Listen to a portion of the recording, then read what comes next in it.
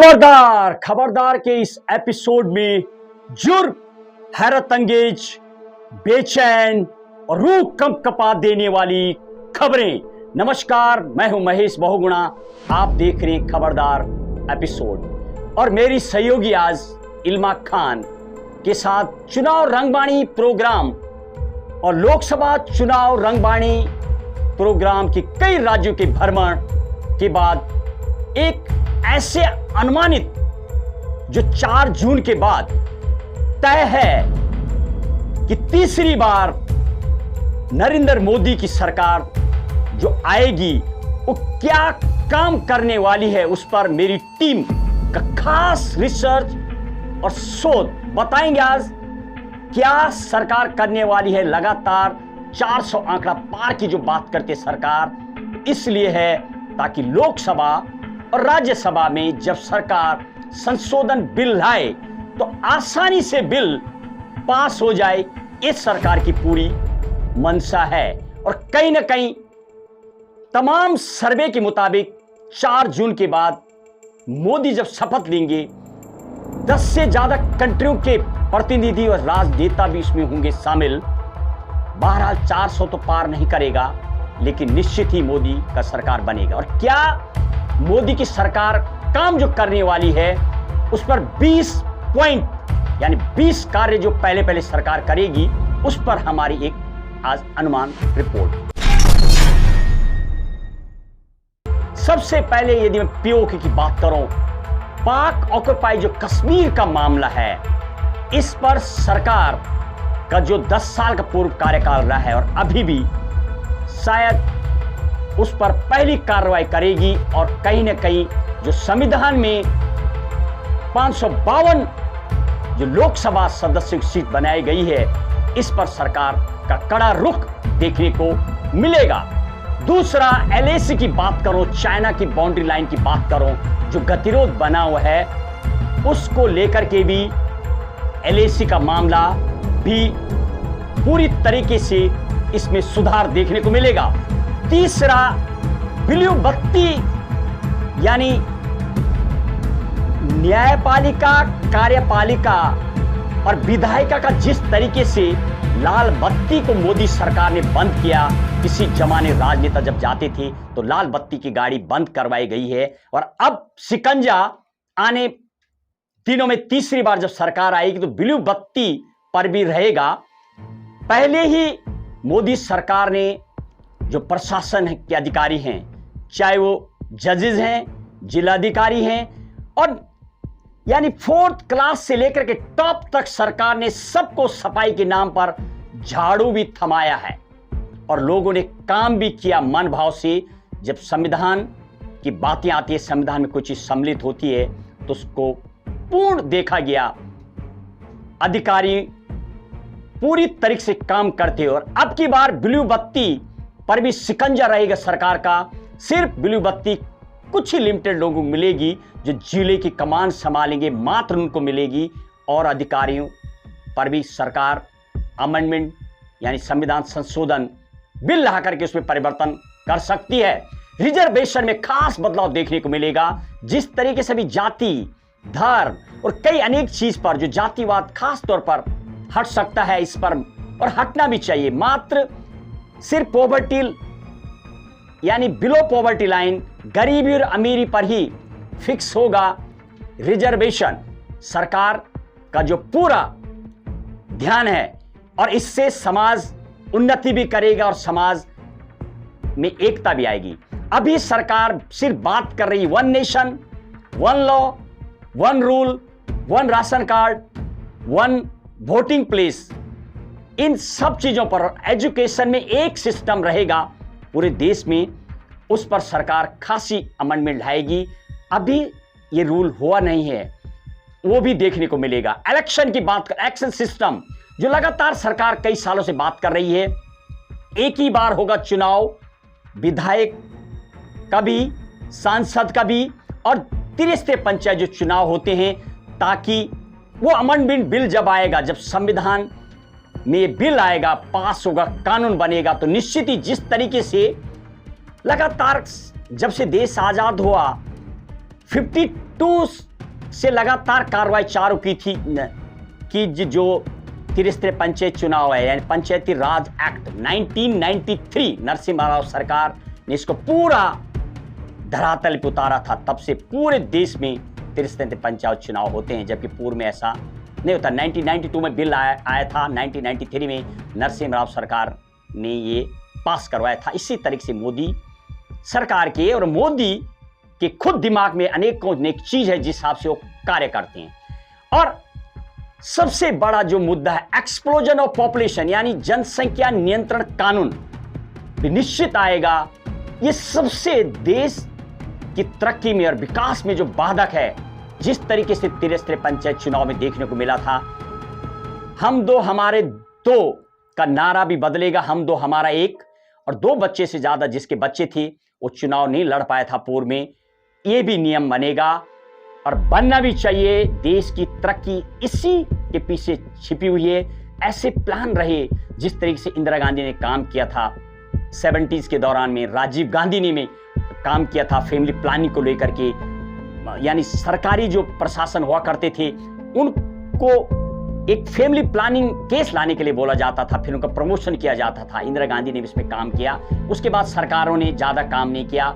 हालांकि अभी आदित्य योगीनाथ लगातार इस बिल की बातें मंचों पर सुनाई देते हैं, लेकिन अभी कोई ऐसा बिल नहीं आया। वो बिल भी आएगा, जनसंख्या नियंत्रण कानून, इससे देश पूरा तरक्की करेगा। अगला यदि मैं बात करूं, अगला पॉइंट जो जगहों के नाम कि लगातार जिस तरीके से इलाहाबाद का प्रयागराज, रोडों के नाम, सड़कों के नाम, ये भी परिवर्तन, और कई योजनाओं के नाम भी परिवर्तन होंगे। जिस तरीके से पंचवर्षीय योजना का नाम परिवर्तन हुआ है, ऐसे जगहों के नाम परिवर्तन होंगे, ताकि ये भी निश्चित देखने को मिलेगा, यानी स्वाधीनता के बाद के भारत का जो वास्तविक रूप है वो एक नया रूप में देखने को मिलेगा, ऐसा अनुमान लगाया जा सकता है। कर्तव्य पथ एक नया नाम, यदि मैं दिल्ली की बात करूं, इंडिया गेट पर शहीद स्मारक भी बनाया गया। अनेकों अनेक काम सरकार ने किए हैं, जो कि अभी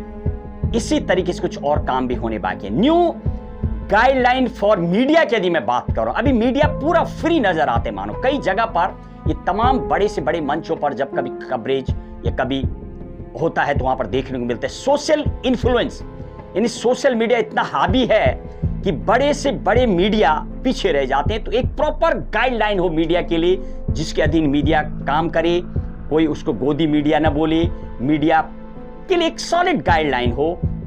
और सोशल मीडिया का जो इन्फ्लुएंस है, इसके लिए कुछ नियमावली भी बनेगी, ऐसा अनुमान है। सबसे खास पॉइंट सुप्रीम कोर्ट की यदि मैं बात करूं, सुप्रीम कोर्ट के जजों की नियुक्ति की बात करूं या संविधान को लेकर के जो व्याख्या सुप्रीम कोर्ट करता है, युगों युग से ऐसा देखा जाता है, जब से देश आजाद हुआ है, जब सरकार मजबूत होती है तो कोर्ट के जो फैसले होते हैं कुछ अलग होते हैं, हल्के, और जब सरकार कमजोर होती तो कोर्ट भी, सुप्रीम कोर्ट हार्डशिप और ऐसा सख्त देखा जाता है। ऐसे कई फैसले, चाहे वो केशवानंद भारती का केस हो, गोलकनाथ का केस हो, इंदिरा गांधी ने भी अपने जमाने में लगातार, यानी 9वीं सूची लाकर के नेहरू जी और इंदिरा गांधी ने ऐसे कई अनेक नियम किए, जब आप उसका अध्ययन करेंगे, जो यानी संविधान संशोधन बिल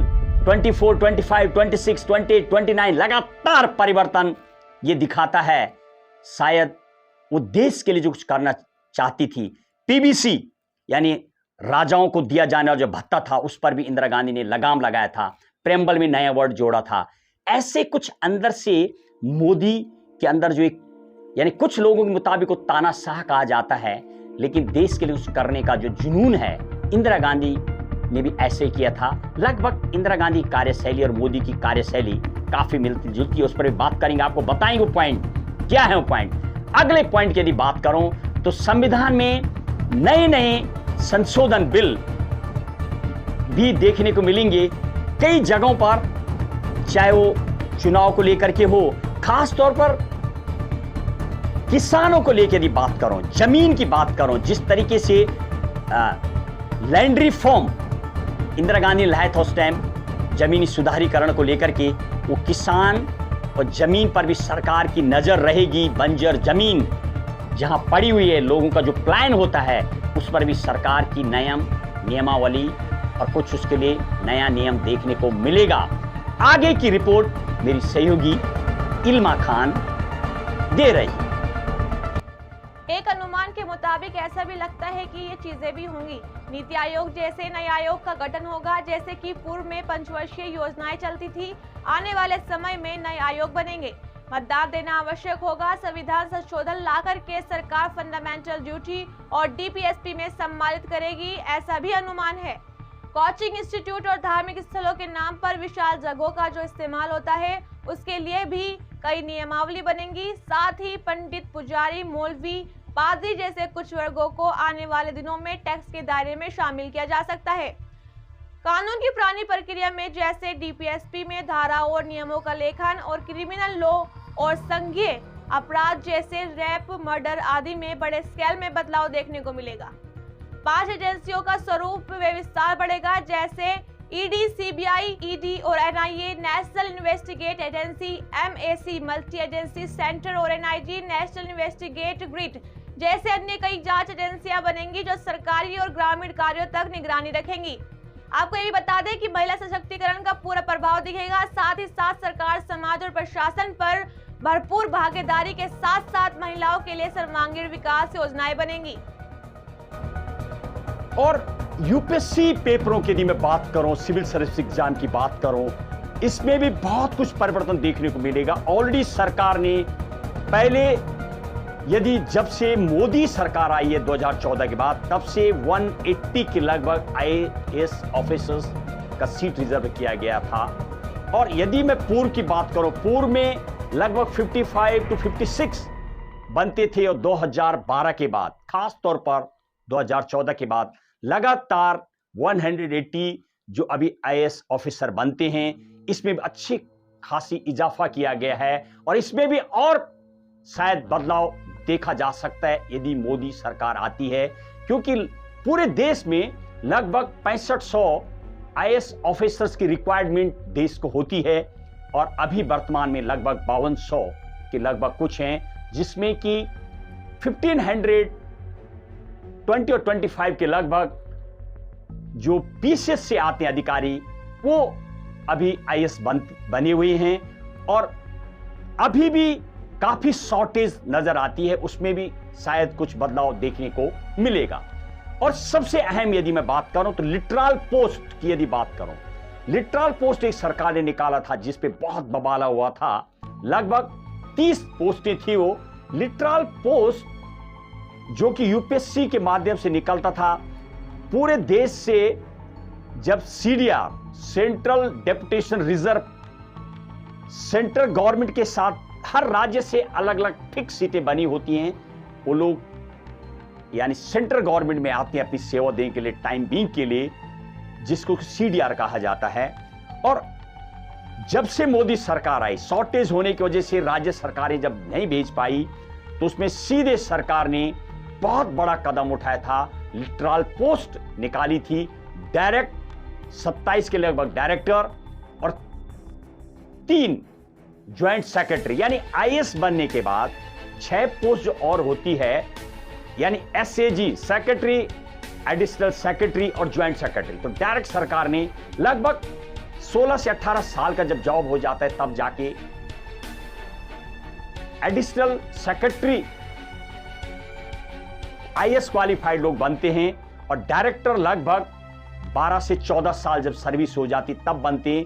सरकार ने उसके लिए जो पोस्ट निकाली है, ओपन पोस्ट निकाली थी, अनुभव के आधार पर लगभग 6000 लोगों ने फॉर्म भरे थे और 30 वैकेंसी निकाली थी। यह भी सरकार का बहुत बड़ा कदम, जिसके लिए कि आईएएस का जो कमेटी है उनके द्वारा बराबर इसको लेकर के नाराज और गतिरोध देखा गया था।